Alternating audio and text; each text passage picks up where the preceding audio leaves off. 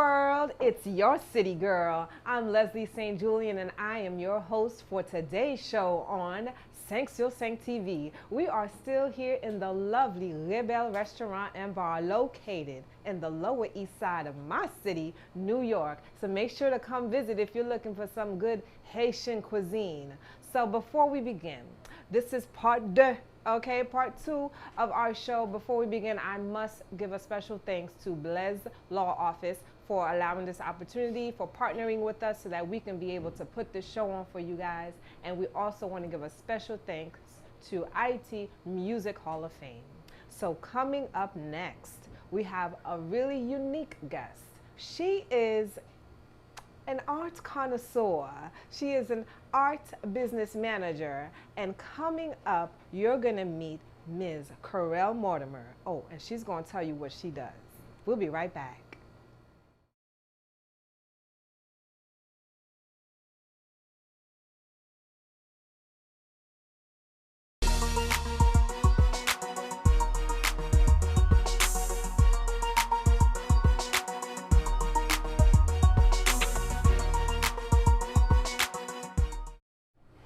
Welcome back, everyone. Now we are about to get into the finer things of life. So if you have your glass of rouge, or your glass of Pinot Noir, or maybe your Pinot Grigio, whatever your favorite is, we're about to get into the arts. That's right, and not your regular arts. I'm talking exquisite, fine art.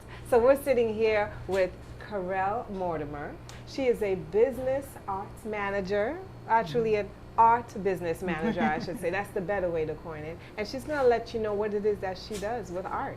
Yeah, I manage visual artists, essentially. I manage their business, their finances, and career, essentially.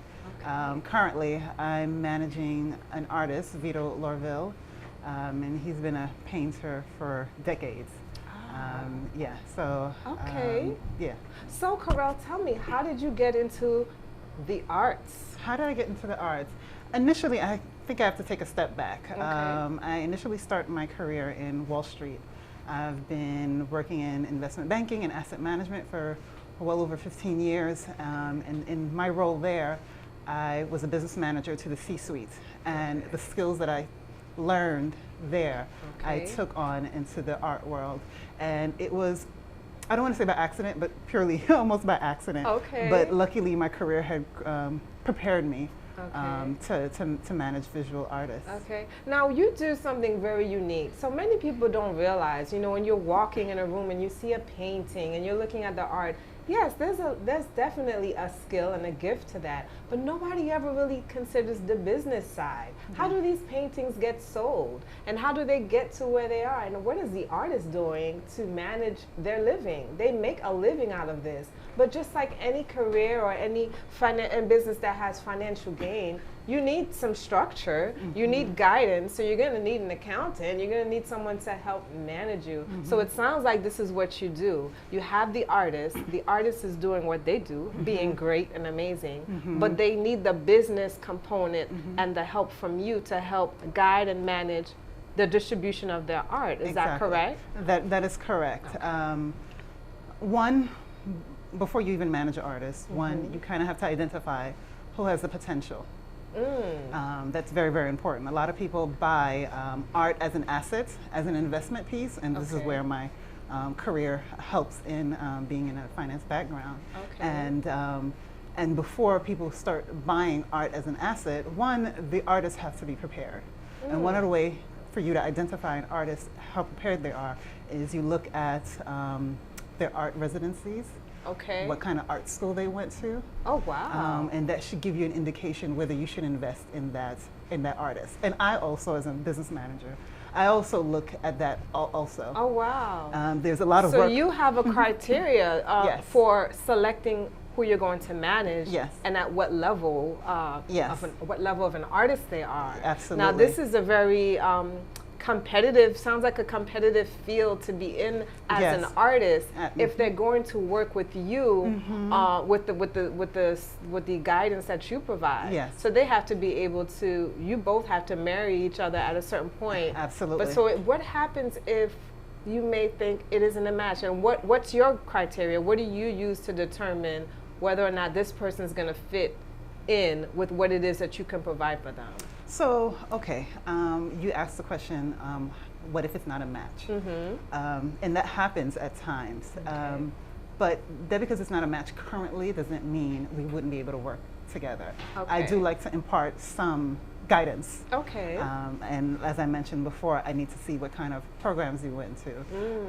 I also have a team of art professionals around me, and we kind of discuss artist potential. Okay. I think for people who are not in the art world, it's not easy to distinguish who's doing art as a hobby and who's a real genius. Okay. Yes, Okay. and so I do have a team to help me with that. So I would imagine this team is comprised of people that have the intellect, the education, whether formal or informal, but they have a true knowledge of what they consider to be an expert advisor on the arts. For example, one of my contacts is an art historian. Okay, so you have art historians. Yes. All right, so when we come back, I want you to break down for me what this team consists of and what their qualifications are to tell an artist whether their art is art. So when we come back, we're going to get into that. Oh, we're learning some things. Go get you a glass of wine.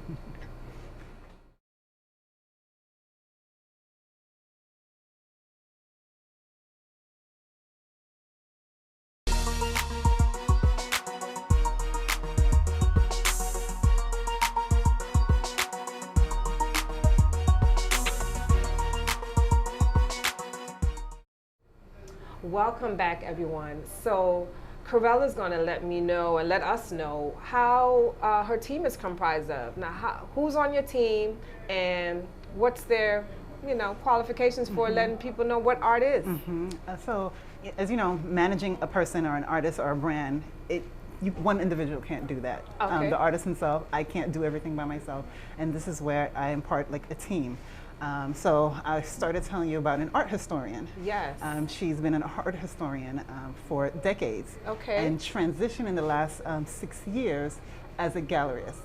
So she has her own gallery. A galleryist. Yes. Okay. Yes. And so she has her gallery, and then she also represents artist paintings. And she's not only the historian, so she has the educational background, and she also has sales skills. Okay, the sales skills. To be able to sell a $10,000 painting. Okay, and she works together with you. Yes. So it sounds like you did mention paintings. You said that often. So are paintings the sole type of art that you all look at?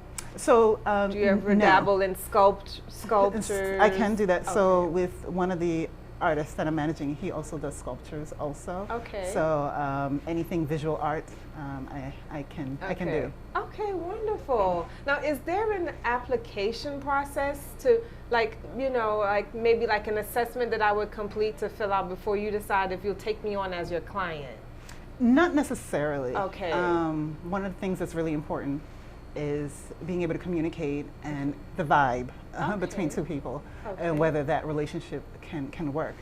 I don't necessarily need an application because I can find out what programs, what schools you went to. Okay. And so that wouldn't necessarily be necessary. Okay. Once I know who your background is, which is very easy to find out, it's a matter of can we work well together. Okay, wonderful. Now tell us a little bit about your background again and how you felt. I know you've got the business acumen down pat, that's clear. How did you, I guess you have your team members to help you determine the art aspect. Would you say you've then fallen in love with the arts, and do you ever cross that line? Because now I see that it's very business, but you might be interested in the actual art. Do you ever? Absolutely. Yeah, I would think. I just came back from a trip. Okay. I was in Paris. I went to Venice and Rome, and also in Venice and Rome in Italy. Okay. And a huge part of these areas are about the arts and aesthetics, and so absolutely makes me fall in love and the genius behind being able to create. Oh, wonderful. Yeah. So who was your first client, and what kind of art? What was the painting that said, "This is it. I'm going to go into this avenue now of business"? So it's really interesting. So my first client was Vito Lorville. And Vito Lorville. Lorville. Okay. And he's a painter. What kind of painter? So he. You know they have kinds, like yes. Renaissance, modern. Yeah. So he dabbles in a few different. He does a lot of expressionism, experimental work. Okay. Are you guys familiar? Expressionism, experimental work. Okay. And he does some figurative work. Figurative work. Okay, we're getting fine-tuned with this. Yes, and you know, it's really interesting when I meet art professionals that take a look at his work. It's so interesting how there's parts of his work that they absolutely love and they gravitate to. I love his experimental work. Okay. But what about it? Is it the look, the feel? Is it colors? Does he play with colors? It's the colors. Okay. It's the hidden imagery. Every time I see a painting, I see something else, and all of a sudden the scene becomes clearer and clearer and clearer. It's like a puzzle. Ooh, that sounds like scripture. It sounds like church. Every time I read a Bible verse, it's different revelation every time. Wow, that's wonderful. Now, you're into the arts now. You're managing them. At what point do you stay involved with them on the business side, or do you continue the relationship and check in on them? Like, what's your requirement of how much you're involved in their lives? Like, how often am I going to hear from you? You're my art business manager, and I have a painting hanging up at the MoMA right now. It's been on display for about 3 months, and it's going to go down in July. During that time, people are soliciting, people want to buy it, I'm getting money for it. How involved are you? Are you checking in on me every week? Every week, and I'm checking in on the team also weekly. Also, more than if I'm managing you, we're practically married. Okay, so you're in their business, like in their finance businesses. Yes, I'm in you everything. know what's going I'm on helping with out the accounts. Even with shows, I'm helping curating the show also, and I determine what pieces we want. Now, do you determine the worth? The dollar worth value? This is very interesting that you... Pricing. Are you into pricing? So it's very interesting that you asked that. Okay. Because when I first got into the field, I was curious about that too. Okay. So the price is based on the artist's background. Okay. Like me and you, we can paint something. We don't have an art background. We did not go to art school. And it won't be worth much, if that makes any sense. Okay. But unless like some celebrity buys it and loves your work, all of a sudden it starts to have worth. But typically how it works is artists are essentially curated and their talent is nurtured. A lot of times it's an innate talent. An innate talent. Yes, okay. And you need school to refine that talent. Okay. And that's how the work is determined. Okay, and then the value will come after that. So well, you can price it. Anyone can price whatever they want at whatever price. All right. But you have to, the buyers have to also want to buy it at that price. So you break that down for us a little bit further. I want to get to the nitty-gritty of that so people really understand how important and essential her role is in the life of your art. We'll be right back.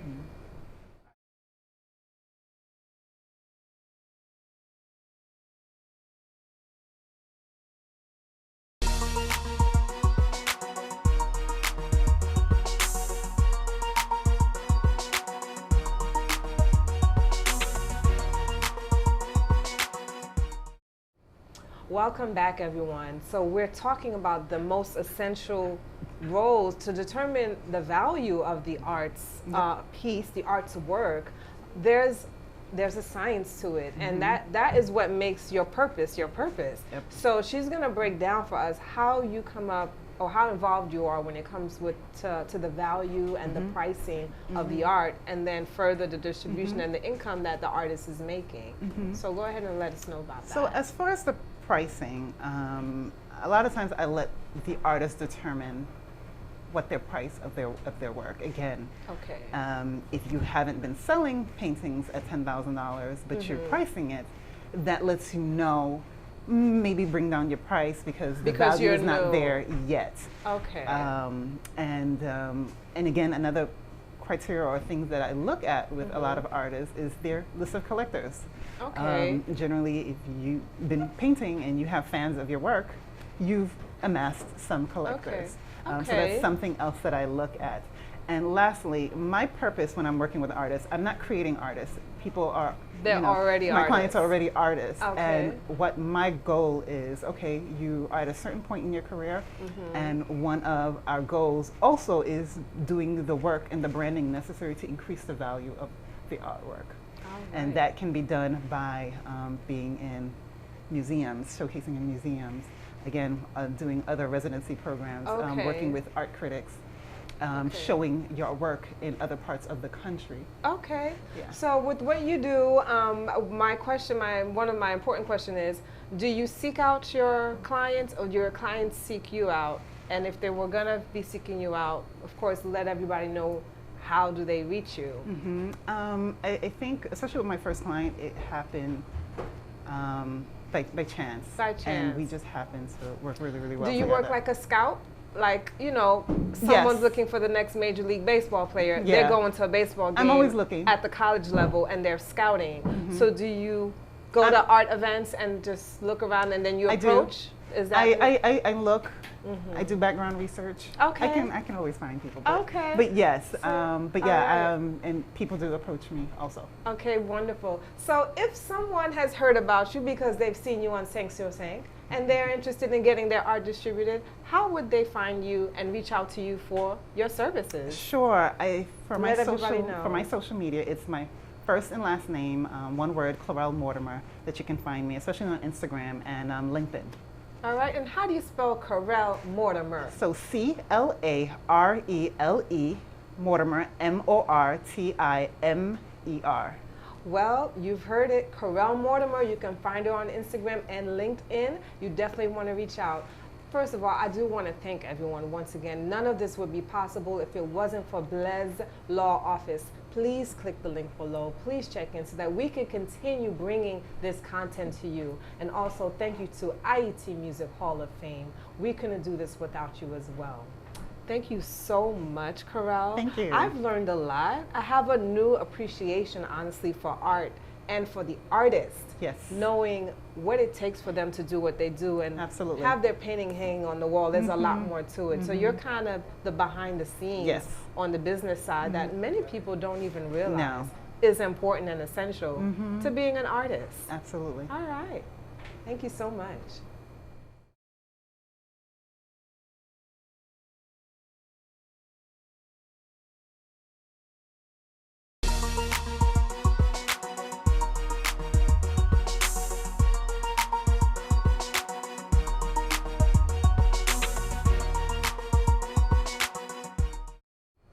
Welcome back, everyone. Wow, I have learned so much from Clarele, and one of the things, before we close out, I'm going to have her explain to us maybe what she would recommend or what good advice she can give to a new artist coming into this lane of, you know, being an artist and competing with those greats that are already out there, how they could fit in, and also some advice for the buyers. If I'm buying art and I'm looking at, I really want a valuable, well, I just won't say valuable, but something really worthy. What am I looking for in the painting that will let me know that my investment is really worth it? So some advice for new artists. So some advice for new artists. Work on your craft. To go to be an investment banker, a lot of people go to business school. Work on your craft and study, and that would be one of the advice I'd give to new artists. To new artists. Yes. Okay. Work on the branding, but especially important is the schooling. Get sometimes. the training, get the training, schooling, knowing the differences between strokes and just you know, angles and things like that. Color, dimension, and work under the tutelage of other artists also. Okay. If schooling is not possible for you, take it seriously. That's what she's saying. So what would you say to someone like me? I'm not familiar with the arts, but I know what I like when I see it. Yes. So it all depends. Are you buying art because you enjoy it.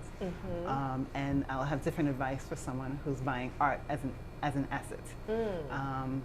I think new art collectors should do both.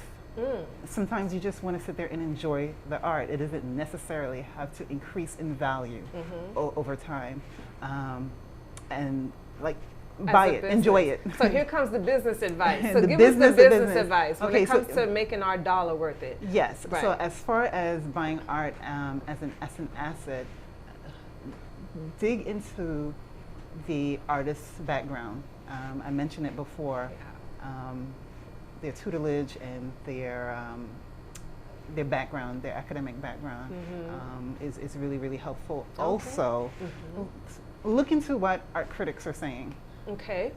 I think that would be really, really important to help determine, because even I, as someone who didn't come from an art background or art history background, I start to identify, okay, whose art is genuinely really good and whose art is, it's okay, it's nice, it's pretty. That makes perfect sense. With any avenue, any career, you're looking at who's already doing it, who did it before, and am I going to do it the same? Am I going to do it better? Do I need to reinvent the wheel or not? Or do I need to just jump in the lane and follow suit with what's already happening and then try to keep up? Well, we've definitely learned a lot about art and the business of it, and what you do is very important. And this is another career option to my young black girls and my young girls in general, and all the little girls out there. If you're thinking of a different career path, here's a unique one that I never tapped into. So I hope she's inspired you. I hope you've learned something. And until next time, thank you so much for coming on and talking with us. We're so happy to have had you. Until next time, that's it for SAINT-JULIEN TV.